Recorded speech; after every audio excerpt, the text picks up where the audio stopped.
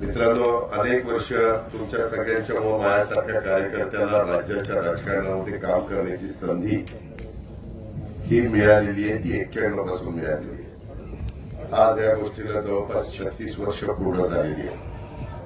आताही आठव्यांदा मला माझ्या बारामती मतदारसंघामधून तिथल्या मतदारांनी लाखाच्या पेक्षा जास्त मताधिक्याने विजयी केलेला आहे। परंतु मी तिथली कामं करतच असतो, ते माझं कर्तव्य आहे। परंतु एकटा भाग पुढे जाऊन चालत नाही। महाराष्ट्राचा चांद्यापासून बांद्यापर्यंतचा परिसर विकसित झाला पाहिजे, ही भावना आमच्या राष्ट्रवादी काँग्रेस पक्षाची आमची आहे। आजच्या या कार्यक्रमाच्या निमित्तानं म्हणजे आमची युती आहे, महायुती। इथं भारतीय जनता पक्षाचे पण अध्यक्ष आणि पदाधिकारी उपस्थित आहेत, काही माझ्या शिवसेनेचे पण पदाधिकारी अध्यक्ष उपस्थित असतील। त्या सर्वांचाच उल्लेख मी करू इच्छितो। आणि देवेंद्र फडणवीस, एकनाथराव शिंदे, मी, महितनराव जिरवा असतील, त्याच्यामध्ये दादाजी भुसे असतील, त्याच्यामध्ये आमचे माणिकराव कोकाटे असतील, आम्ही सगळेजण मिळून हा राज्य सरकारचा गाडा पुढे नेण्याचा प्रयत्न करतो। जनतेने खूप विश्वास टाकला, माझ्या नाशिक जिल्ह्याने पण खूप मोठा भरभक्कम पाठिंबा महायुतीला दिला। 15 जागांपैकी जवळपास 14 जागा महायुतीच्या आल्यात। मालेगावची जागा अतिशय थोड्या फरकाने पराभूत झाली, नाही तर सर्वच्या सर्व जागा महायुतीच्या पाठीशी उभं करण्याचं काम नाशिककरांनी केलं। त्याबद्दल मी नाशिककरांना धन्यवाद देतो, कळवणकरांना धन्यवाद देतो। आता आमची जबाबदारी, नितीननी बोलत असताना त्याचा उल्लेख केला की मला पहिल्यापासून सकाळी लवकर कामाची सवय आहे। मी मंत्रालयामध्ये पण 8-8:30 वाजता जाणारा एक कार्यकर्ता आहे। साहजिकच लोकांचे प्रश्न असतात, आमदारांच्या बरोबर शिष्टमंडळ आल्यानंतर त्यांना आत येता येतं। आज मला स्वर्गीय एटी पवार साहेबांची आठवण आल्याशिवाय राहत नाही, मी त्यांना भावपूर्ण श्रद्धांजली अर्पण करतो। पण त्यांनी पण त्यांच्या काळामध्ये माझा कळवणचा परिसर असेल, सुरगडाचा परिसर असेल, सगळ्या भागामध्ये विकास करण्याच्या करता शेवटपर्यंत आमचे पवारसाहेब झटले। एक असा काळ होता की ओतूरचा हा जो डॅम आहे, हा न झाल्यामुळे देखील लोकांनी आमच्या भावकीला पराभूत केलेलं होतं। हे पण आम्ही विसरलेलो नाहीये। पण यावेळेस मात्र हे धरण आमच्याच भावकीने करून दाखवलं आणि आम्ही लोकांनी मित्रांनो, साधारण धरणाच्या संदर्भातली माहिती जर द्यायचं झालं तर हे धरण 90 MCFTचं आहे। 450 हेक्टर म्हणजे 1100 एकर, जवळपास 1100 सव्वा 1100 एकर एवढं क्षेत्र ओलिताखाली येणार आहे। त्यामध्ये धरण पूर्ण 96 मध्ये झालं, रोजगार हमीच्या योजनेमधलं झालं। परंतु दुर्दैवाने 72, 96 ह्या काळामध्ये जी धरणं झाली ही दुष्काळामध्ये केलेली धरणं होती आणि त्याच्यामुळे गळती अनेक ठिकाणी पाहायला मिळते। आता इथं गळती होत होती, त्यामुळे नवीन प्रशासकीय मान्यता आम्ही 65 कोटी रुपयाची दिली। ऑक्टोबर 24 मध्ये वर्क ऑर्डर दिली, त्या कामाची किंमत साधारण 45 कोटी रुपये आहे। कॉन्ट्रॅक्टर लोक इथं आहेत, मशिनरी लागलेली आहे। पावसाने जर साथ दिली, जरा उघडीप दिली तर काम बरंच आत्ता देखील उरकेल। पण साधारण टार्गेट पुढच्या जून 2026 पर्यंत हे काम पूर्ण करण्याचं आहे। माझी शेतकरी बांधवांना आग्रहाची विनंती आज आल्यानंतर मला आमच्या नितीन पवारांना वेगवेगळ्या प्रकारची निवेदन दिलेली आहेत। त्यामध्ये ओतूर धरणाचं काम आता चालू आहे, ते काम पूर्ण झाल्यानंतर आम्हाला ओतूर, कुंडाणे, शिरसमणी, भुसणी, दयाने गावातील शेतकऱ्यांना शेतीसाठी पाणी देण्यासाठी पाटसऱ्या होणं आवश्यक आहे। 1000 एकर शेतीला त्याचा उपयोग होणार आहे। उजवा कॅनॉलने दह्यापर्यंत आणि डाव्या कॅनॉलनं ओतूरपर्यंत येथील वरचे थळ खालचे थळ गवाळी पर्यंत पाटचारी होणे आवश्यक आहे।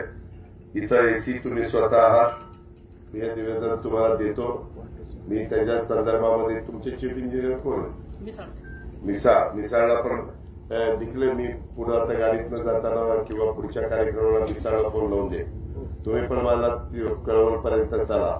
मी तुम्हाला म्हणजे मिसाळला सांगतो की या संदर्भामध्ये टेक्निकल दृष्ट्या जी माझ्या शेतकऱ्यांनी मागणी केलेली आहे, जी आमच्या आमदारांनी मागणी केलेली आहे, ती पूर्ण करायला काही अडचण आहे का? मग त्याच्यामध्ये प्लॅन एस्टिमेट अंदाजे किती होईल? मग ते या 45 कोटीच्या बाहेर जाते। मग त्याच्यामध्ये आपण सुरुवातीला 65 कोटीची प्रमाण दिलेली आहे आणि सुधारित प्रमाण किंवा ईपीसी मध्ये मान्यता देण्याचा अधिकार स्पेशल रिपेअर्स मध्ये ते करू शकतो। हा, तर ते माझ्याकडे ईपीसी असते, मी निधी देईल, तुम्ही काळजी करू नका। तुम्ही सुरुवातीला शब्द वापरला, तुम्ही तुमचं काम केलं, आता 5 वर्ष आम्ही तुमचं काम करण्याची जबाबदारी आमची आहे। मी त्याच्यामध्ये कामाचा माणूस आहे, माझे आमदार लोक कामाची माणसं आहेत, आमचं महायुतीचं सरकार कामाचं आहे। त्यामध्ये केंद्रामध्ये नरेंद्र मोदी साहेब आहेत, तिथं आम्हाला त्यांची मदत, अमित शाह साहेबांची मदत मिळते, नितीन गडकरी साहेबांची मदत मिळते। इतर राज्याच्या राजकारणामध्ये आम्ही तिघच सरकारमध्ये असल्यामुळं तिथं कुठे अडचण येणार नाही। या खात्याची जबाबदारी आम्ही यावेळेस महाराष्ट्रामध्ये 2 मंत्री दिलेले, काही भागाची जबाबदारी आमचे राधाकृष्ण विखे पाटलांच्यावर दिलेली आहे। तुमचा भाग राधाकृष्ण विखे पाटील। तर लाडक्या बहिणींनो, एप्रिल महिन्याचे पैसे जमा झाल्यानंतर आता सर्वजण मे महिन्याचे पैसे कधी येणार याच्या प्रतीक्षेमध्ये आहेत। तर मे महिन्याबद्दल देखील आता महत्त्वाचे अपडेट समोर येत आहेत। मे महिन्याच्या लाडक्या बहिणींची आता यादी तयार करण्याची प्रक्रिया सुरू झाली असून यामध्ये एप्रिल महिन्यामध्ये ज्या लाडक्या बहिणींना पैसे आले त्यांना मे महिन्यामध्ये देखील योजनेअंतर्गत पैसे जमा होणार आहेत।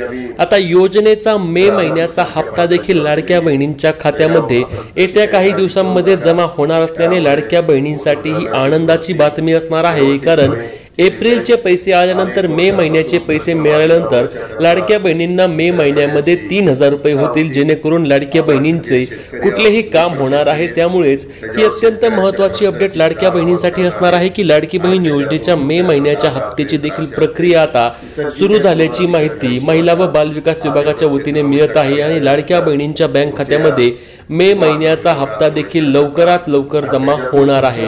आता याची तारीख देखील येत्या काही दिवसांमध्येच फिक्स होऊन महिलांच्या बँक खात्यावर योजनेचे पैसे देखील जमा होतील। आता ते फिक्स झाल्यानंतर तुम्हाला सर्वात आधी आपल्या चॅनलवरच अपडेट मिळणार आहे, त्यामुळे तुम्ही आपल्या हक्काच्या मराठी हायटेक या YouTube चॅनलला सबस्क्राइब करायला विसरू नका आणि अशाच महत्त्वाची माहिती व अपडेट घेऊन पुढच्या व्हिडिओमध्ये लवकरात लवकर भेटूया। तोपर्यंत चॅनलला सबस्क्राइब करून घ्या। धन्यवाद। खरीप पूर्वची मीटिंग आम्ही घेतोय, त्या मीटिंगच्या निमित्तानं बियाणं पण माझ्या शेतकऱ्यांना मिळेल का? पाऊस अंदमान निकोबार पर्यंत आलाय, ज्याला आपण मान्सून म्हणतो, तो वेळेतच केरळमध्ये येईल अशा प्रकारची परिस्थिती आहे आणि केरळमध्ये आल्यानंतर तो आपल्या गोव्याकडे सरकतो आणि गोव्यातनं मग आपला सह्याद्रीचा जो दऱ्याखोऱ्याचा भाग आहे त्या ठिकाणी सिंधुदुर्ग, रत्नागिरी, रायगड, ठाणे, पालघर या सगळ्या भागातनं आपल्याकडे तो सरकतो। त्याच्यामुळे पावसाची परिस्थिती यंदा चांगली असं अंदाज व्यक्त करण्यात आलेला आहे।